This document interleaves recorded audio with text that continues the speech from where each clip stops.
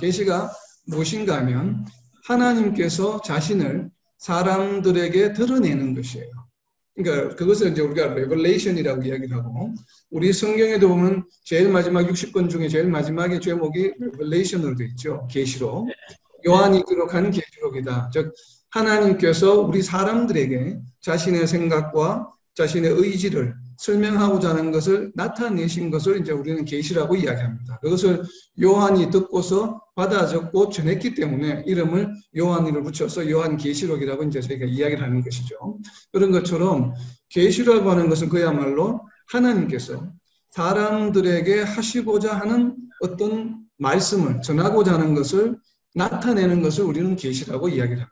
그래서 그 방법에는 두 가지가 있죠. 나눈 것처럼 첫 번째는 사람을 포함해서 우리 주변을 둘러싸고 있는 모든 환경들을 통해서, 그러니까 자연들을 통해서 혹은 우리 인류 역사를 통해서 뭐 도덕적이라든지 이런 것들은 무엇에 기인한 것인가 하면 사람의 양심에 기인한 것입니다. 우리 양심이 스스로 우리에게 양심을 통해서 알려주는 것, 이런 것들을 통해서 우리에게 이 어떠한 그 의사가 전달되는 것을 우리는 일반 계시라고 이야기를 하고, 그리고 특별 계시는 국한해서 이 대상이 사람에게만 적용이 되는 것이고 한 개인에, 그리고 특별히 그 내용은 특별 계시의 내용은 오직 성경에 기록된 말씀에 관한 내용들만 우리에게 전해지는 것을 의미합니다. 그래서 이제 특별 계시라고 이야기를 하고 있는 것이죠. 그래서 이렇게 이제 기본적으로 계시는 하나님이 우리에게 전하시고자 하는 것을 전하는 방법이다, 나타내는 것이다라는 것. 그리고 이 계시의 그럼 주체는 누구이십니까? 계시의 주체는 하나님이시죠.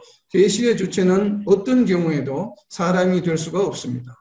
그런데 간혹 종교의 역사를 보다 보면 사람이 계시의 주체가 되는 경우가 들어있죠.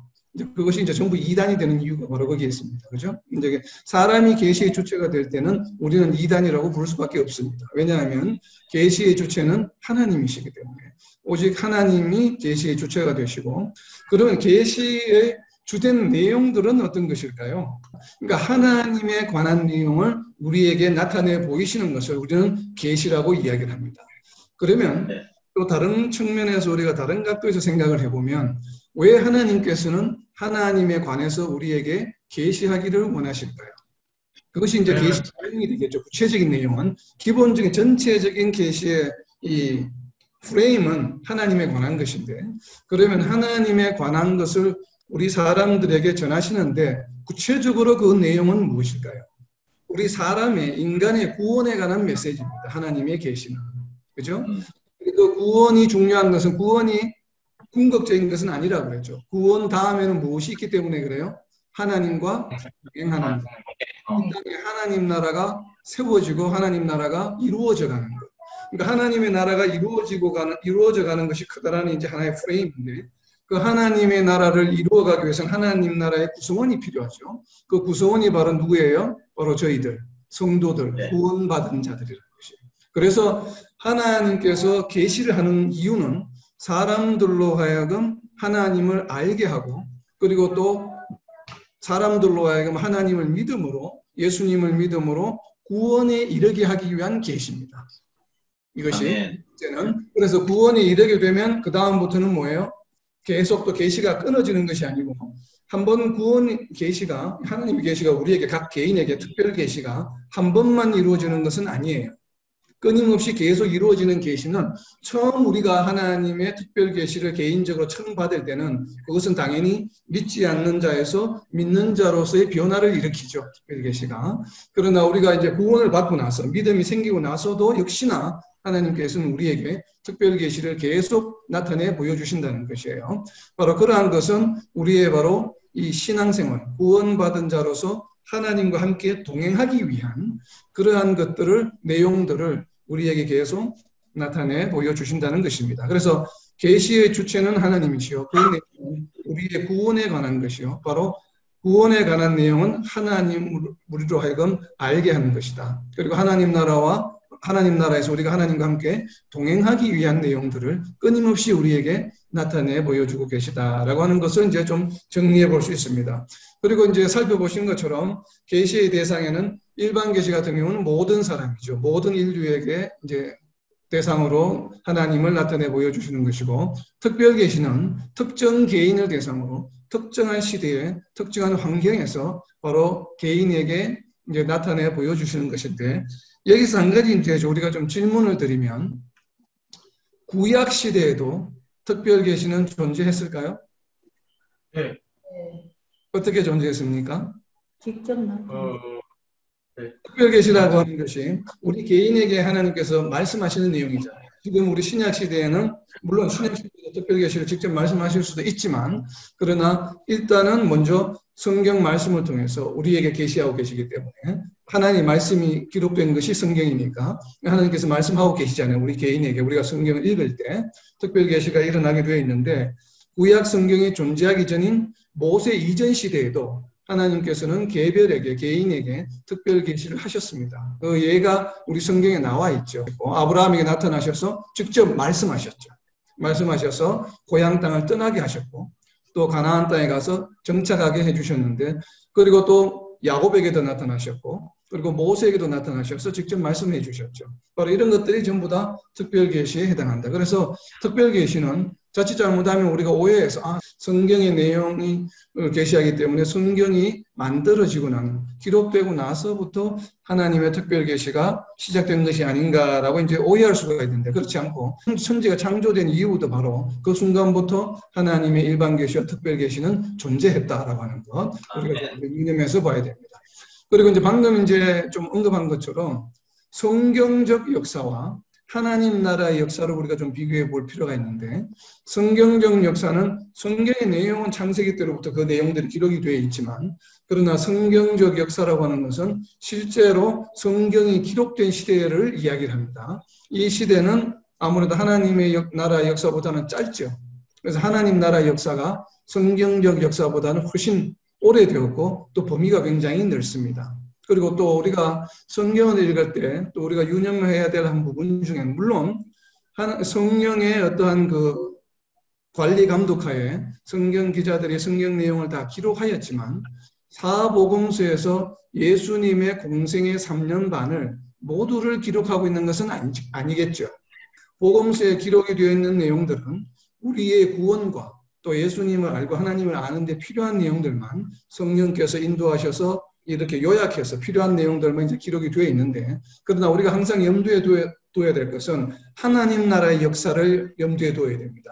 성경에 비록 기록되어 있지는 않지만 기록되지 않은 내용들 중에서 분명히 하나님을 알 수 있는 우리의 기록이라든지 다른 역사라든지 또 자연을 통해서 우리는 얼마든지 하나님을 알 수 있다. 바로 이러한 것들이 일반 계시에 해당하는 내용들이겠죠. 사도행전 3장 21절을 보게 되면, 사도행전 3장 21절은 하나님 나라는 예수님 안에서 하나로 회복되는 것이다. 그러니까 하나님 나라에 대한 어떻게 보면 정의라고 할 수 있는 부분이 사도행전 3장 21절에 기록이 되어 있습니다. 사도행전 3장 21절에 보면 하나님이 영원 전부터 거룩한 선지자들의 입을 통하여 말씀하신 바 만물을 회복하실 때까지는 하늘이 마땅히 그를 받아두리라 라고 하신 말씀. 그리고 에베소서 1장 22절에 보면 교회는 그의 몸이니 만물 안에서 만물을 충만하게 하시는 이의 충만함이니라. 그래서 창조의 질서가, 깨어진 창조의 질서를 회복하는 것이 이 땅에서 바로 하나님 나라요.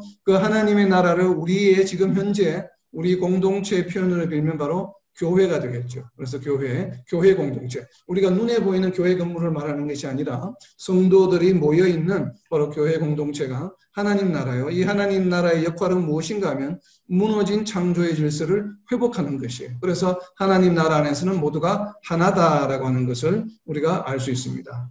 아멘.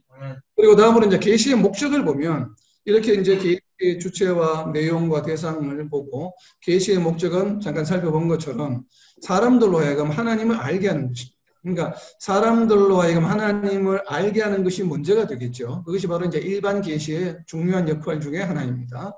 그리고 그 다음 단계는 하나님을 안 다음에는 하나님을 믿게 하는 것이, 하나님의 백성이 되게 하는 것. 이것은 오직 특별 계시에 의해서만 가능합니다. 그러니까 일반 계시에 의해서는 우리가 구원에 이룰 수 없다고 저희들은 믿습니다. 우리 보통 이제 장로교 쪽은 물론 이에 대한 반론도 있고 다른 이론도 있지만, 그러나 복음주의 교회의 대부분 교단들은 특별 계시에 의해서 우리가 하나님을 믿는다라고 생각합니다. 물론 다른 교단에서는 다르게 해석하는 경우도 있고 일부 신학자들은 뭐 다르게 해석하기도 합니다만 여하튼 저희들은 특별 계시에 의해서 우리는 구원에 이를 수 있다라고 저희들은 믿습니다. 왜 그러냐면 이 특별 계시는 로마서 10장 17절에 있습니다. 로마서 10장 17절에 보면 그러므로 믿음은 들음에서 나며 들음은 그리스도의 말씀으로 말미암았느니라. 우리가 구원받기 위해서는 반드시 예수 그리스도를 믿는 믿음이 있어야 되고 하나님을 믿는 믿음이 있어야만 가능한 것이죠. 그러니까 하나님의 말씀을 믿는 것, 예수님을 믿어야만 구원에 이룰 수 있다고 하는 것은 변하지 않는 진리입니다. 그렇기 때문에 이 믿음에 이르기 위해서는 들어야 되고 또 들음은 그리스도의 말씀으로 말미암는다고 했기 때문에 이 예수 그리스도의 말씀을 먼저 듣지 않으면 믿을 방법이 없죠. 그래서 이 그리스도의 말씀을 듣는 것을 우리는 다르게 표현하는 것이 바로 뭐냐면 특별 계시다라고 이야기를 하는 것입니다. 그래서 특별 계시는 성경 안에서 기록된 내용에만 해당된다고 말씀드린 이유가 바로 여기에 있습니다. 하나님의 말씀을 우리가 듣고 예수님이 그리스도시라고 하는 이 말씀을 듣고 믿을 때에 우리는 구원에 이를 수 있고 예수님이 그리스도라고 하는 이 말씀이 바로 특별 계시에 해당하는 것이기 때문에 우리는 이 말씀을 들음으로써 우리는 구원에 이를 수 있다라고 하는 것이에요. 그리고 이제 다음 내용은 어떻게 보면 오늘 나누는 말씀 중에 어떻게 보면 가장 이제 중요한 부분 중에 하나입니다. 바로 계시의 특성에 관한 것인데 계시의 특성을 가장 잘 표현하고 있는 성경 구절 중에 하나가 히브리서 1장 1절입니다. 이 구절은 같이 한번 찾아보겠습니다. 옛적의 선지자들을 통하여 여러 부분과 여러 모양으로 우리 조상들에게 말씀하신 하나님이. 네, 바로 이 히브리서는 믿음에 관한 내용이 굉장히 많이 나와 있고 또 믿음과 믿음에 합당한 신앙생활에 관한 내용 그리고 예수님이 그리스도시요 제사장이요 이러한 내용들이 이제 히브리서 전체에 기록하고 있는데 그 첫 번째 문장이 무엇인가 하면 바로 읽어드린 옛적의 선지자들을 통하여 여러 부분과 여러 모양으로 우리 조상들에게 말씀하셨다라고 하는 것이에요. 이것을 선포하고 있습니다. 근데 여기에 어떻게 말씀하셨다고 이야기하고 있어요? 두 가지로 말씀하셨죠. 선지자들 통해서 말씀하셨는데 말씀하신 방법이 뭐예요? 두 가지가? 여러 부분과 여러 모양으로. 그러니까 이것이 계시입니다. 이것이 계시의 특성을 나타내는 성경 구절이에요. 자, 여기서 여러 부분이라고 하는 것은 무엇을 의미할까요? Many times라고 하나요? 영어 성경에는 many times라고 합니다. 그래서 영어 성경을 보는 게 좀 도움이 됩니다. NIV 성경은 의역을 해놨기 때문에 NIV 영어 성경에 보면 at many times. at many times라고 하는 것은 무슨 뜻이에요? 한 번에 이야기하지 않고 여러 번 이야기하는 것이죠. many times. many times 이야기하셨다는 것이죠. 그래서 하나님의 계시의 특성 중에 어떻게 보면 가장 중요한 특성 중에 하나입니다. 그러니까 하나님은 뭔가를 나타내실 때 한 번에 나타내시지 아니하시고 many times 여러 번 나타내시는데 또 다른 방법은 뭐예요?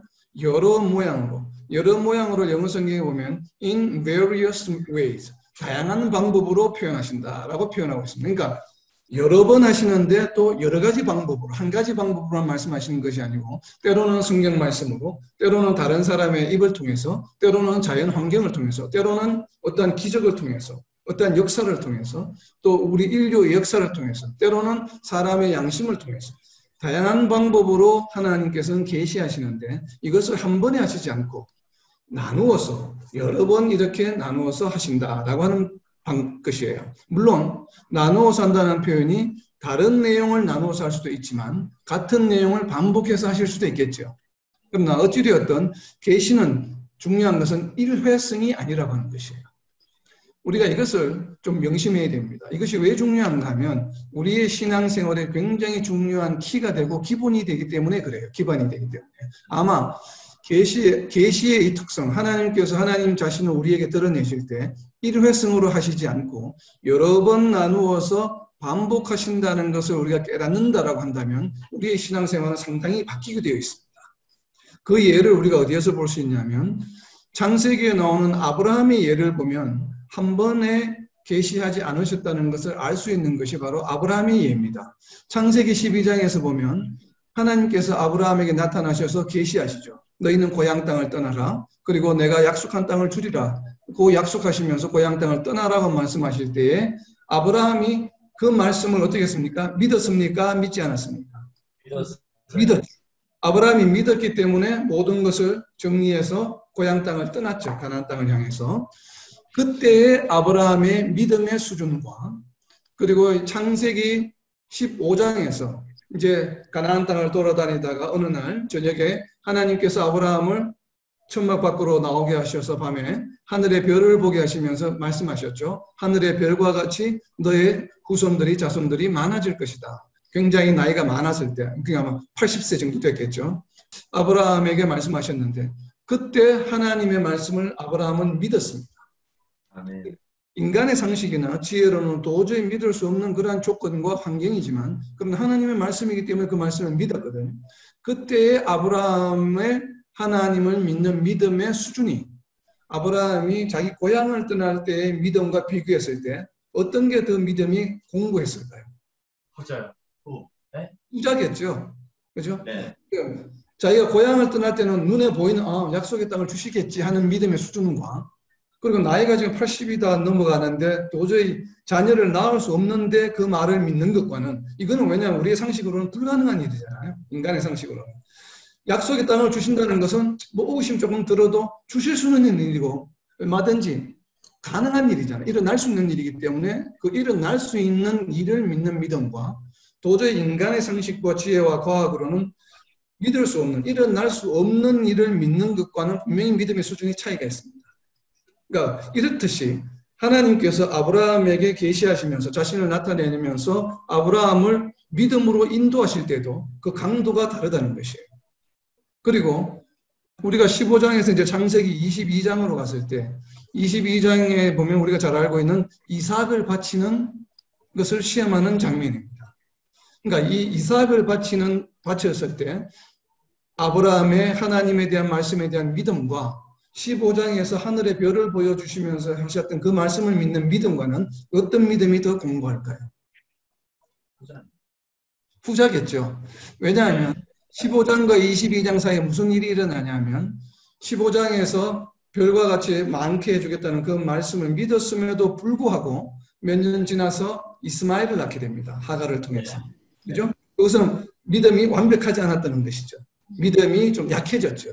그래서 세상적인 방법으로 자녀를 취득했습니다. 자녀를 낳게 되고 그리고 그 이후에 이삭을 낳으면서 이제 그 믿음이 더 공고해졌겠죠. 아, 정말 인간의 생각으로는 불가능한 일도 하나님의 말씀 정말 이루어지는구나 하는 것을 자기 눈으로 직접 목격했죠.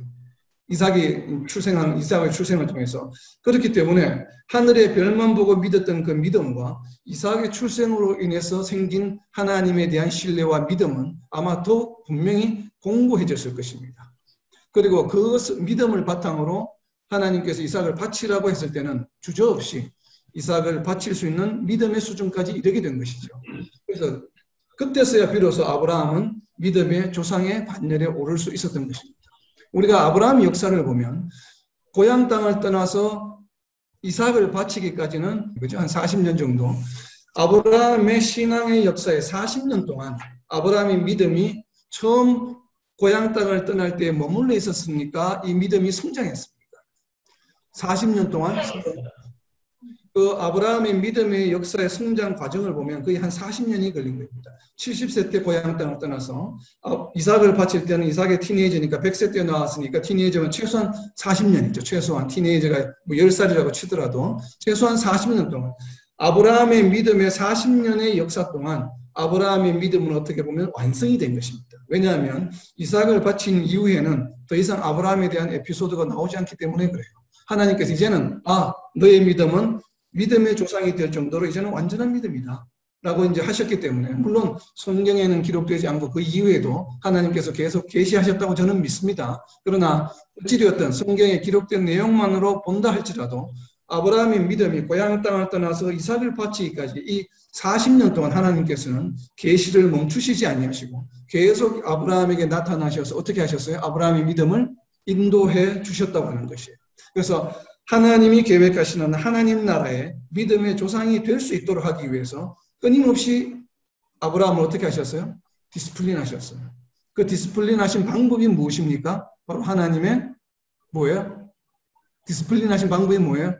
아브라함의 기도였습니까? 아브라함의 예배였습니까? 무엇으로 하나님께서는 아브라함을 훈련시켜 주셨어요? 하나님의 말씀, 하나님의 계시죠.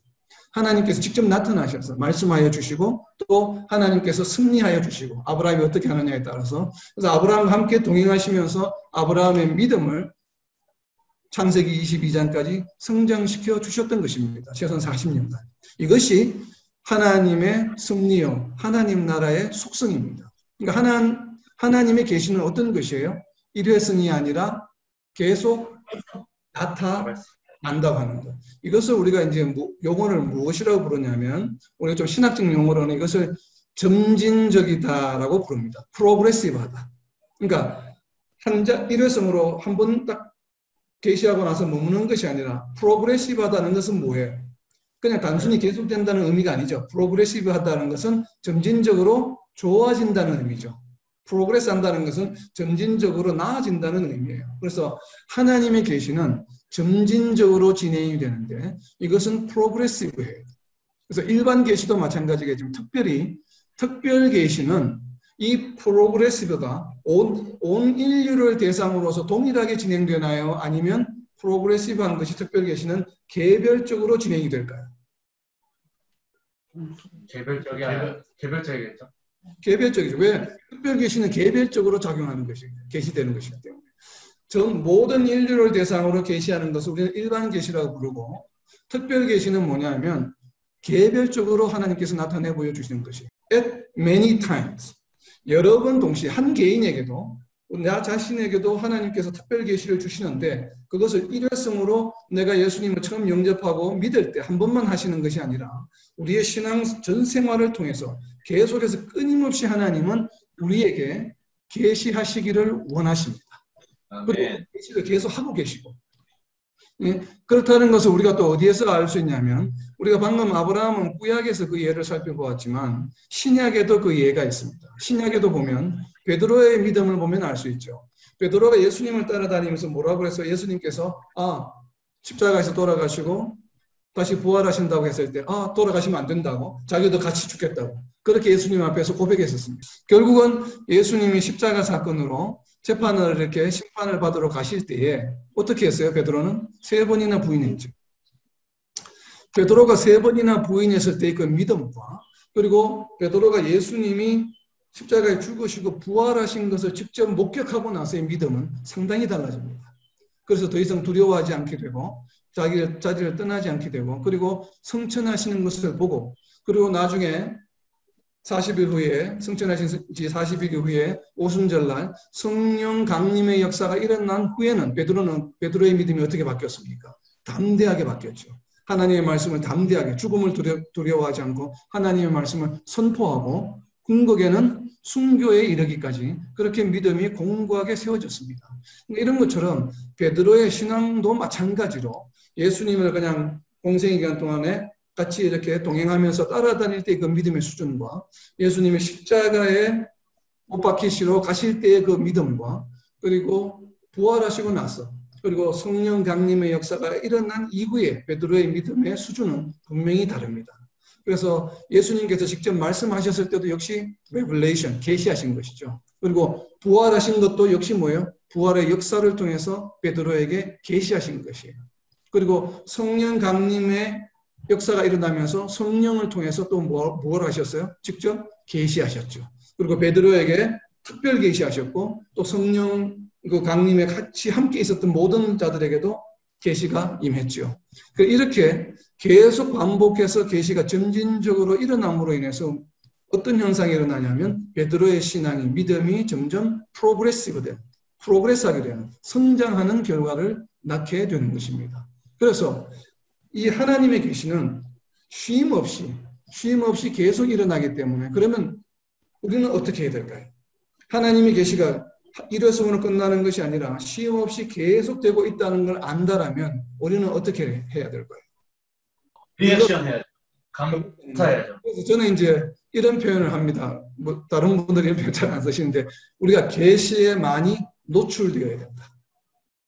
그러니까 노출된다는 표현을 씁니다. 그러니까 햇빛에 나가면 햇빛을 받듯이 우리가 이제 계시에 노출이 되어야 계시를 받을 수 있죠. 하나님께서는 우리가 받든 안 받든 어쨌든 계시를 우리에게 계속 주고 계시는데 우리가 그 계시를 받고 하나님과 커뮤니케이션 하려면 우리는 어떻게 돼야 돼요? 그 계시에 노출돼야 돼요.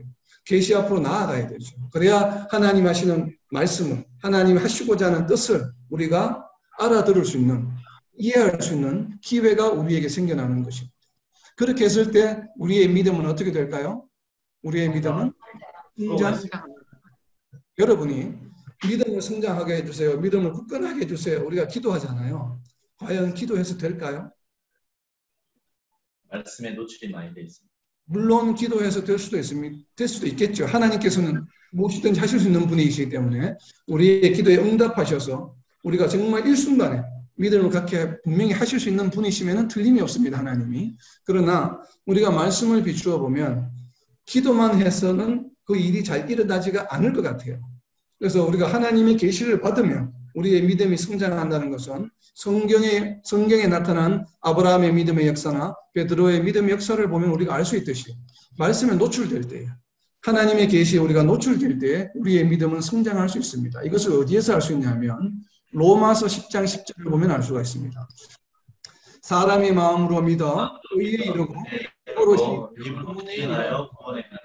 이 말씀이 왜 계시와 연관이 되어 있냐면 우리가 하나님 앞에 노출되지 아니하면 결코 우리는 믿음을 가질 수가 없습니다. 그래서 10장 17절에 보면 믿음은 무엇에서? 들음에서 나며 그리스도의 말씀이다라고 말씀하신 거예요. 그러니까 믿음 이전에 반드시 무엇이 있어야 돼요? 들음이 반드시 있어야 돼요.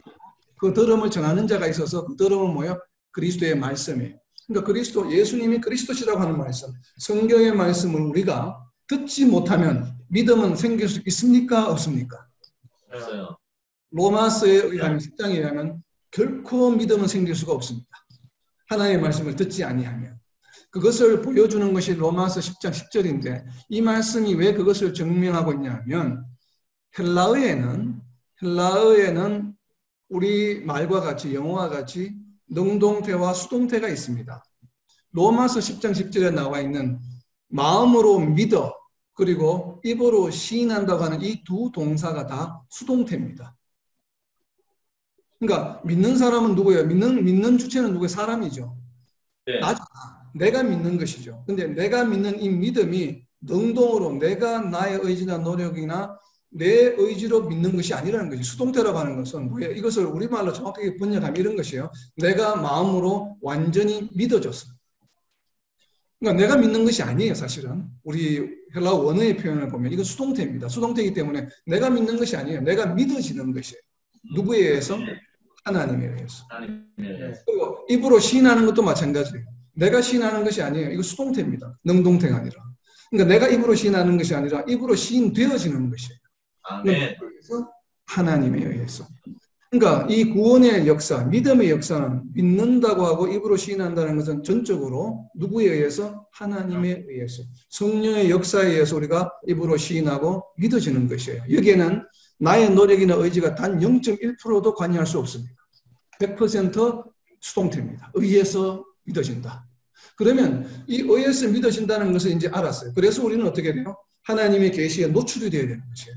하나님의 계시에 노출이 된다고 하는 것은 하나님의 말씀을 듣는다는 것이죠. 그렇게 말씀을 듣는 것이에요. 말씀을 듣기만 하면 그 다음에 믿음은 누가 믿어지게 해줘요? 하나님께서 해주시는 것이에요. 내가 믿는 것이 아니에요. 그러니까 우리가 이제 늘 우리가 고민하고 있는 것들, 우리 교회 내에서 늘 고민하고 있는 것들이 그거잖아요. 초신자들과 장로님이 함께 성경 공부할 수 있을까? 초등학생과 어른이 함께 성경 공부를 할 수 있을까? 늘 우리는 그것을 생각하잖아요. 그래서 초등학교, 유년주일학교 교재를 따로 만들고 또 이렇게 성년들, 또 직분자들 교재를 따로 만들고 초신자들은 어려우니까 못하니까 따로 모여서 성경 공부를 하고 이것이 상당히 비성경적입니다. 왜요? 방금 보았잖아요. 믿어지는 것이 나의 노력이나 나의 지식이나 내 IQ가 필요한 것이에요? 나의 지혜가 필요한 것입니까? 아니에요. 만약에 그것이 단 1%라도 있다고 한다면 우리가 교재를 따로 만들어서 하는 것이 필요합니다. 왜냐하면 내가 공부를 해서 나의 지혜와 나의 지식으로 뭔가를 이해를 해서 하나님의 말씀을 믿어야 하기 때문에 그 접근이 맞는 방법이죠. 그러나 오늘 로마서 10장 10절을 보면 그렇지 않아요. 우리의 노력이나 우리의 지식이나 우리의 지식 수준이나 우리의 나이나 우리의 신앙 경력이나 이런 것들이 전혀 필요 없어요. 그러니까 오늘 처음 예수님을 믿고 교회 처음 나온 사람도 하나님이 역사하셔서 믿게 하면 믿는 겁니다. 그리고 30년 교회 생활하고 내가 장로이고 권사를 할지라도 하나님이 역사하셔서 믿게 하지 아니하면, 시인하게 하지 아니하면 본인이 할 수 있는 방법이 있다 없다? 없습니다. 그렇기 때문에 누구나 똑같은 수준에서 똑같은 환경에서 하나님의 말씀을 대하고 공부할 수 있는 것이에요.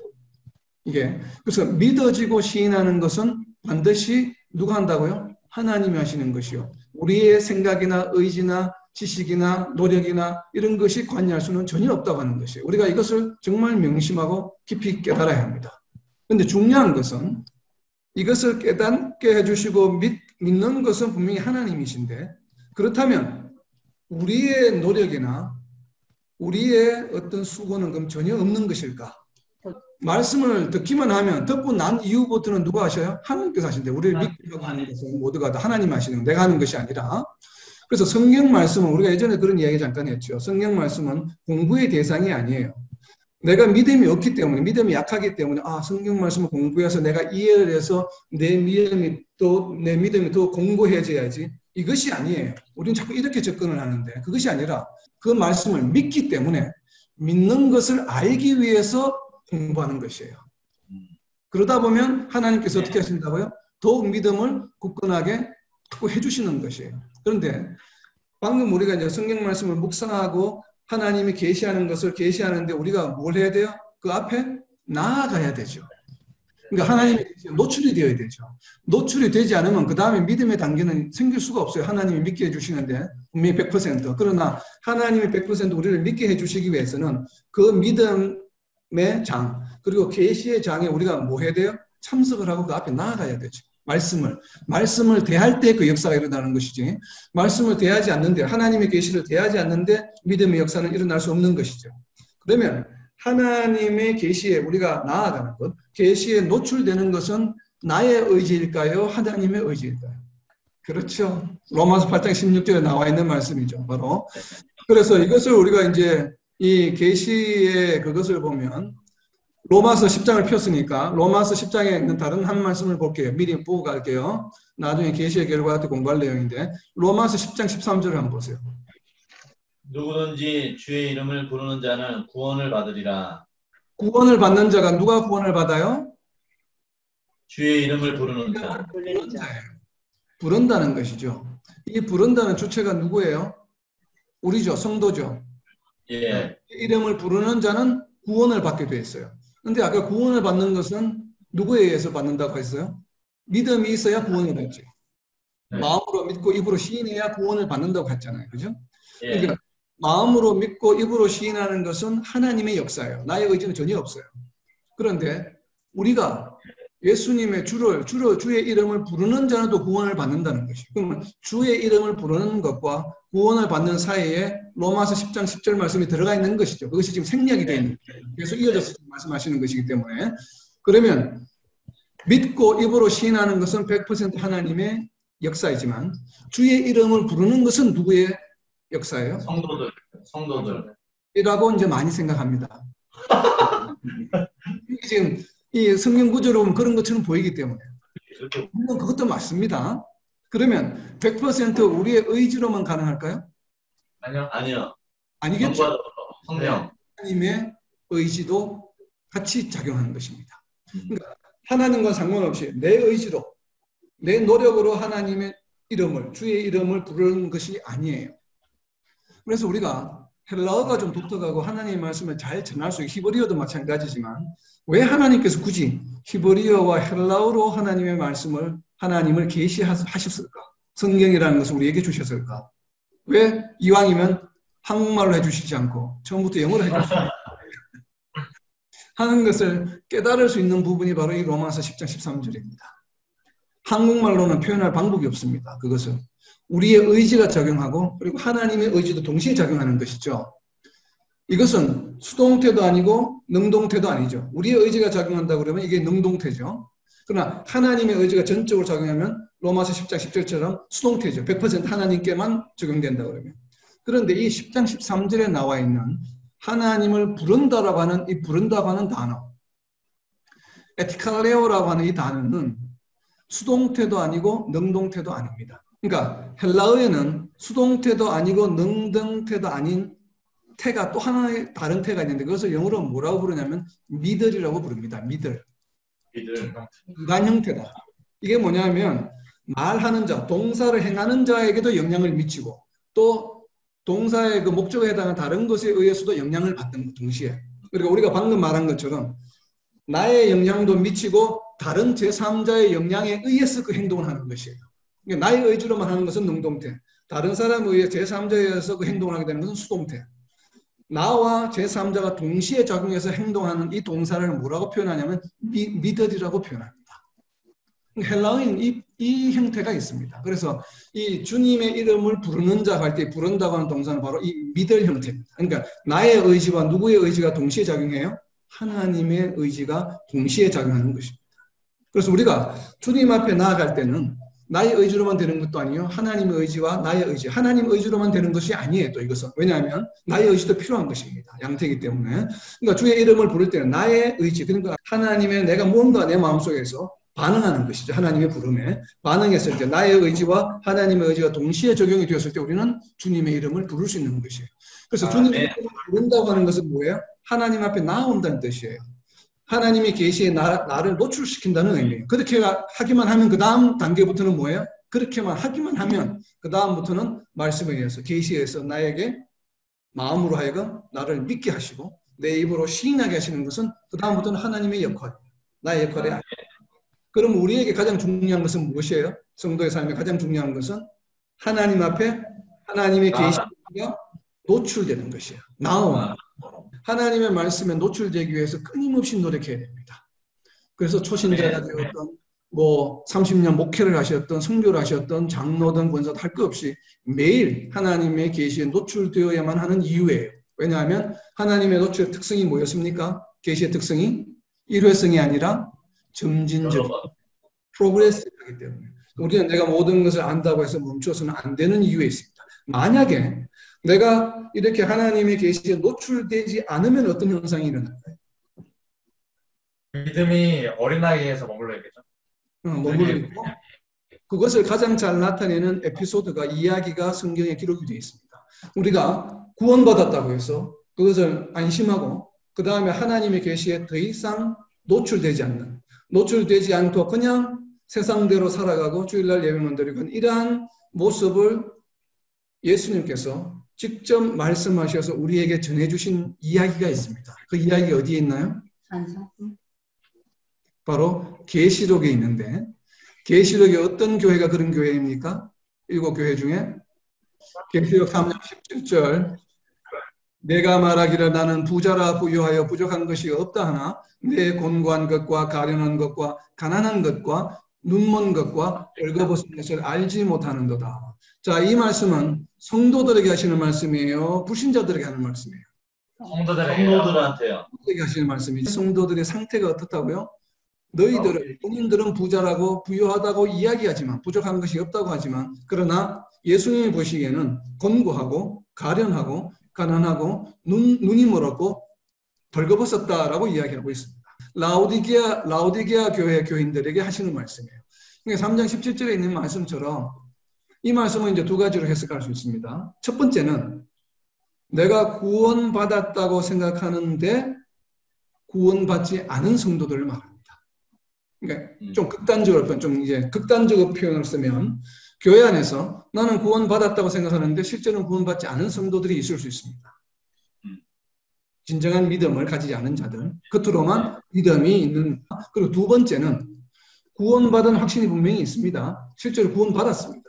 구원받은 성도들인데도 불구하고 구원받았다면 오늘 우리 설교 말씀 중에 구원받은 성도들은 무엇이 있다고요? 복이 있죠. 복이.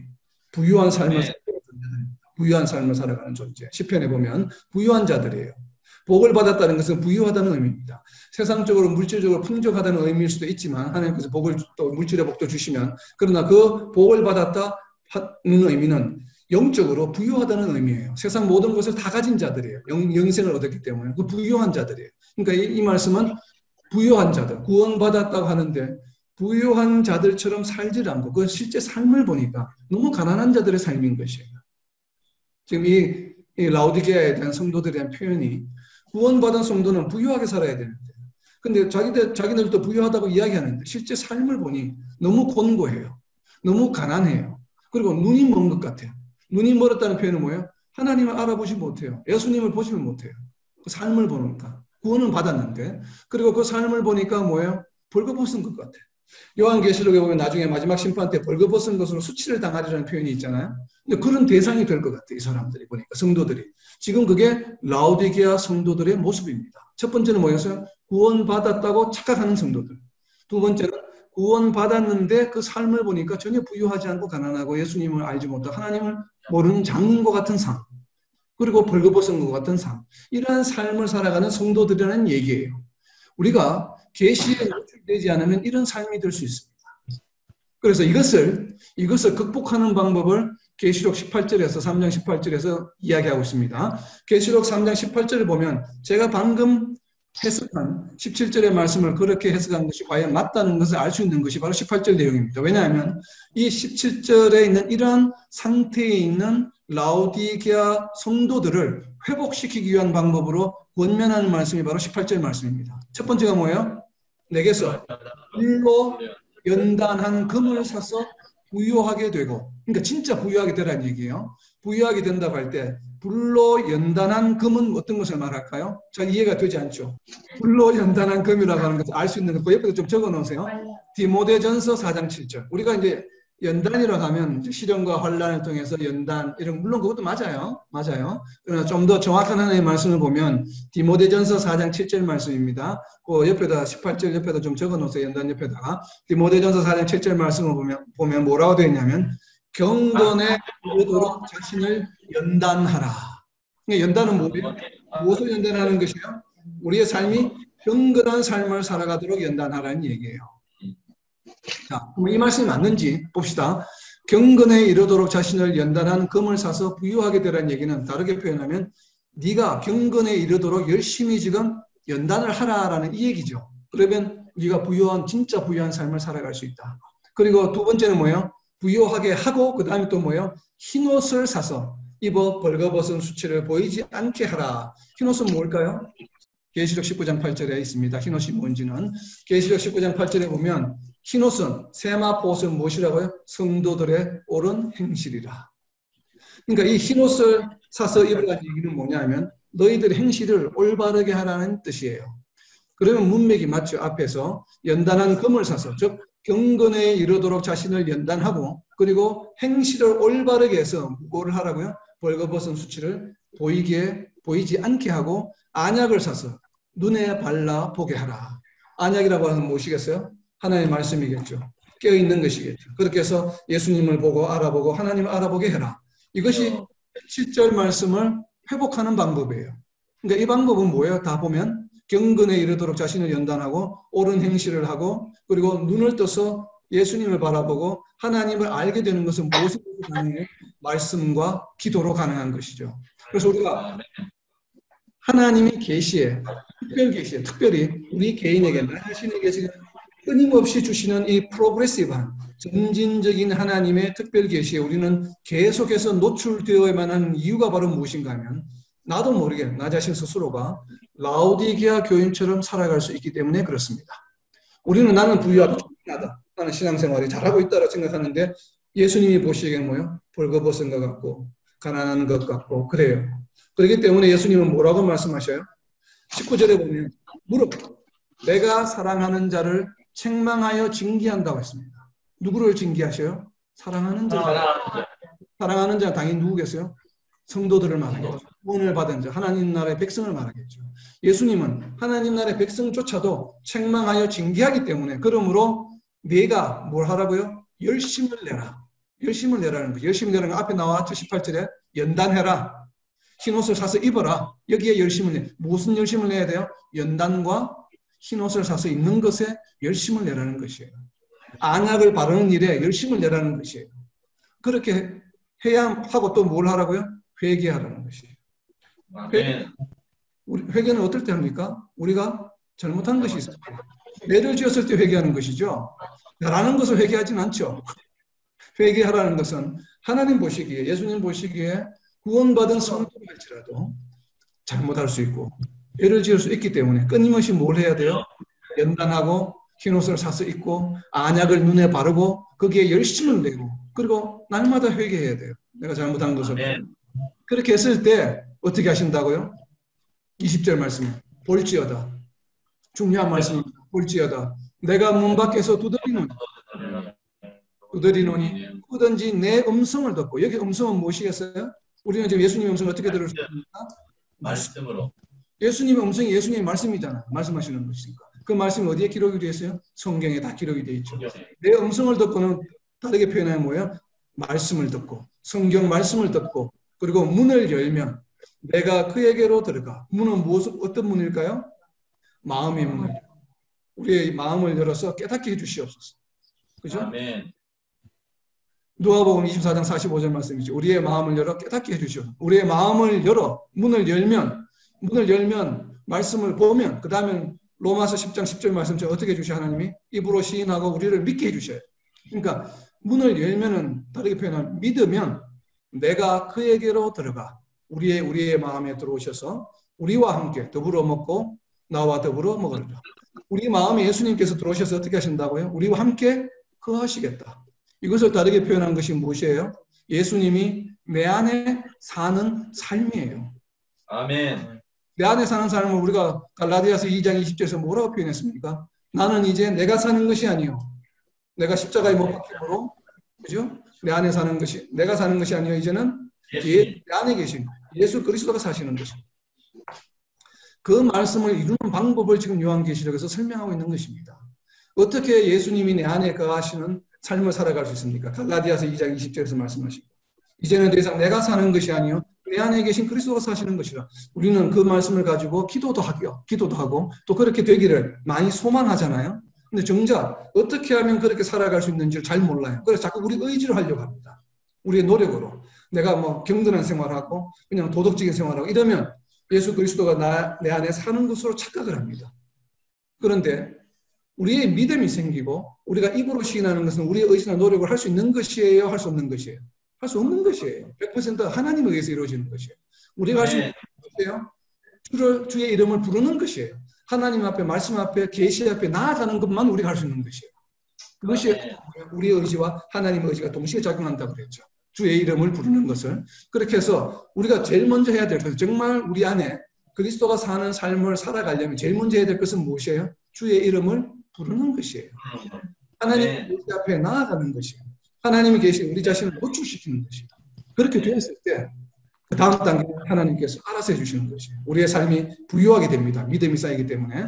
그러면 우리의 믿음이 하나님의 역사에 의해서 우리의 믿음이 점점 다 강해지죠. 점점 더 강해지죠. 그래서 믿는 자들, 성도들, 의인은 무엇으로 살아간다고 이야기합니까? 믿음으로 말미암았습니다. 이것이 나의 의지로 믿어서 믿음으로 살아간다는 의미가 아니에요. 믿음은 누가 주시는 것이라고요? 100%에 대한 수동태라고 하는 것. 그래서 우리가 의인은 믿음으로 살아간다는 것은 다르게 표현하면 뭐예요? 끊임없이 하나님의 나를 향한 특별 계시 앞에 노출되는 것을 말합니다. 아멘. 이제 이해가 됩니까? 무슨 말인지? 그죠? 아멘. 우리가 끊임없이 하나님의 특별 계시 앞에 노출될 때에 우리의 믿음은 점점 굳건해지고 하나님에서 쌓여갑니다. 이것을 의인은 믿음으로 말미암아 살리라. 물론 그것을 다르게 표현하면 세상의 논리나 세상의 이치를 의지하지 않고 하나님을 믿는 믿음 안에서 사는 것이죠. 궁극적으로는. 근데 그렇게 되려면 우리는 끊임없이 그러한 믿음을 가지고 그러한 믿음을 유지하고 그러한 믿음이 성장하기 위해서는 예수 그리스도의 장성한 분량까지 이르기 위해서는 우리가 해야 될 것은 단지 무엇인가 하면 주의 이름을 부르는 것입니다. 하나님의 향한 특별 계시에 끊임없이 노출되는 것이에요. 그 노출을 일주일에 한 번 하는 것과 일주일에 2번 하는 것과 매일 하는 것과 어떤 게 좋을까요? 매일이요. 좋겠죠. 매일 5분 하는 것과 매일 30분 하는 것과 어떤 게 좋을까요? 많이 하면 많이 다다익선. 노출이 많이 되면 많이 될수록 나의 믿음이 어떻게 된다고요? 성장할 수밖에 없습니다. 왜냐하면 믿음의 성장에 나의 신앙생활의 역사, 신앙생활을 얼마나 오랫동안 했는가가 작용합니까? 작용하지 않습니까? 사용하지 않습니다. 나의 IQ가 작용합니까? 작용하지 않습니까?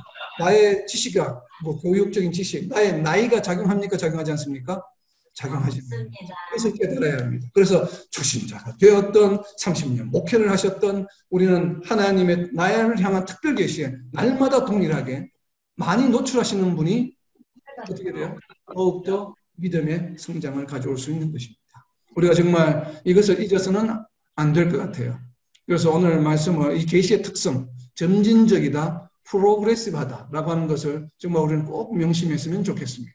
그러면 우리가 이렇게 하나님 앞에 나아가서 특별 계시를 많이 받음으로써 그냥 우리는 구원을 받는구나, 확신만 가지고 나는 하나님 믿으면서 살아가, 이것으로만 끝난다라면 조금 아쉽죠. 그래서 하나님께서 우리에게 이렇게 특별 계시를 하시는 이유가 있습니다. 특별 계시의 결과가 나타나는데 이 이유가 바로 무엇인가? 이 이유를 가장 잘 나타내는 성경 구절이 어디에 있냐 하면 마태복음 11장 28절에 있습니다. 수고하고 무거운 짐진 자들아 다 내게로 오라. 내가 너희를 쉬게 하리라. 아멘. 아멘. 너무나 잘 알고 있는 말씀이죠. 그러나 우리는 이 말씀이 너무나도 우리에게 위로가 되는 말씀이고 또 참 우리를 행복하게 해주시는 말씀이고 우리에게 확신을 주는, 신앙의 확신을 주는 아주 은혜로운 말씀인데, 반면에 이 말씀이 마태복음 11장 28절 말씀이 우리의 신앙을 훼손하는 말씀이기도 합니다. 많은 성도들이 이 말씀을 잘못 이해함으로 인해서 신앙생활이 엉망이 되는 경향이 너무나 많습니다. 주여. 심지어 복음 전거도 잘못되는 경우가 너무나도 많습니다. 그런데 그것을 깨닫지 못하는 분들이 너무나 많습니다. 우리 지금 교회 안에. 이 말씀을 우리는 대부분 이렇게 이야기합니다. 우리가 복음을 전할 때도 이런 말씀을 이 말씀 많이 인용하죠. 지금 막 어려움, 힘든 일을 겪는 분들 찾아가서 교회 나오세요. 예수님 앞에 나오면 그냥 힘을 얻을 수 있습니다. 평안을 얻을 수 있습니다. 모든 것이 잘 됩니다. 이렇게 이야기하면서 이 말씀을 인용합니다. 수고하고 무거운 짐진 자들은 다 내게로 오라. 내가 너희를 쉬게 하리라. 정말 그렇습니까? 물론 예수님을 의지하고 기도하면 빌립보서 4장에 있는 말씀처럼 6절 7절 말씀처럼 우리에게 평안을 주시죠. 모든 것을 아시는 하나님께서 평강을 주장해 주시기 때문에 그 빌립보서 4장 6절 7절 말씀에 이 마태복음 11장의 말씀이 포함되어 있는 겁니다. 하나님 감사함으로 모든 것을 하나님께 아뢰는데, 아뢰 때 그 하나님의 계시에 노출되라는 얘기죠. 모든 것을 아뢰라는 얘기는 나오라는 얘기죠. 그러면 바로 다음 구절이 있습니다. 마태복음 11장 29절 말씀. 이 말씀을 안 읽습니다. 28절만 읽고 예수님께 나오면 쉬게 되는데 그것을 어떻게 하면 쉴 수 있는지를 29절에서 지금 설명하고 있는 것이에요. 어떻게 쉼을 얻는다고요? 너희 마음이 쉼을 얻으리니 그 앞에 뭐가 있습니까? 그리하면. 우리가 성령을 접속사에 유의하라고 그랬죠. 그리하면은 무슨 접속사예요? 인과를 나타내는 접속사입니다. 원인과 결과를 나타내는 접속사예요. 결과는 무엇이에요? 쉼을 얻는 결과예요. 그 쉼을 얻기 위해서는 무엇이 있다는 것이에요? 원인이 있다는 것이에요. 바로 조건이 있다는 것입니다. 그리하여 바로 앞에. 그리하여 바로 앞에 뭐가 있어요? 배우라. 내게 배울 때 쉼이 있는 것이지 예수님 앞에 나오면 쉼이 있습니까? 그러니까 예수님 앞에 나오라는 의미가 무엇이겠어요? 바꿔 말하면 내게 와서 배우라는 것이에요. 그런데 예수님 앞에 나오면 된다는 얘기가 아니에요. 예수님 앞에 나오라는 의미는 무엇인가? 풀어서 설명했잖아요. 내게 와서 배우라. 배우는데 무엇이에요? 나의 멍에를 메고 배우라고 이야기하잖아요. 네 삶에 더 이상 휘둘리지 말고, 우리 지난주에 했죠. 그리스도의 좋은 병사가 되어서 세상에 휘둘리지 말고 내 멍에를 메란 말이에요. 세상의 멍에를 메고 있지 말고 뭐예요? 나의 멍에를 메고 나의 그리스도의 좋은 병사가 되라는 것이에요. 아멘. 그리스도의 좋은 병사가 되고 나서 그 다음에 뭘 해야 돼? 두 번째가 예수님께 배워야 해요. 근데 배워야 되는 그러면 이제는 배워야 되죠. 그럼 무엇을 배워야 할까? 무엇을 배워야 될지 알아요.